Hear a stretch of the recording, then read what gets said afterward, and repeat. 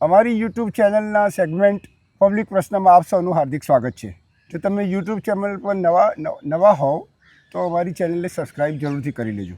આજે આપણી જોડે મોડાસાના વોર્ડ નંબર 7ના કાઉન્સિલર મોહિદ્દીનભાઈ મલેક ઉપસ્થિત છે. આપણે એમનાથી જાણવાનો પ્રયત્ન કરીશું. મોહિદ્દીનભાઈ, આપણા જીવનમાં ખુશીઓ મેળવવા માટે કઈ નાની નાની વસ્તુઓ કે જે આમ લાગતી નાની હોય પણ એ જો એના પર જો અમલ કરીએ તો આપણું જીવન ખુશીઓથી ધીરે ધીરે ભરાતું જતું હોય છે. તો આપ આ અંગે શું કહેશો કે કઈ નાની નાની વસ્તુ આપણા જીવનમાં ખુશીઓ લઈને આવે છે? તારીકભાઈ, ખુશીઓના ઉપર તો કહીએ તો સૌ પ્રથમ તો આપણા મા બાપ ખુશ રહેવા જોઈએ, બરાબર. પછી આપણા ભાઈ બહેન ખુશ રહેવા જોઈએ, આપણાથી આપણા આડોશ પાડોશવાળું ખુશ રહેવું જોઈએ. કોઈને કોઈ તકલીફ ના પડવી જોઈએ. કોઈ બી આપણું કોઈ કામ નાનું બી લઈને આવે તો આપણે એનું કામ નીકાળવું જોઈએ.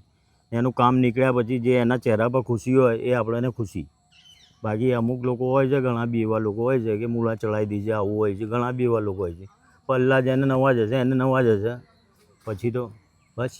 જીવનમાં ખુશીઓ એટલે કે તમારી જોડે કોઈ કામ લઈને આવે, તમે એનું કામ કરી શકો ને એના ચહેરા પર જે ખુશી આવે. એવું મોહિદ્દીનભાઈનું કહેવું છે કે જે સામેવાળાનું કામ કરીએ અને એના ચહેરા પર જે ખુશી આવે એ જ આપણી ખુશીઓ છે.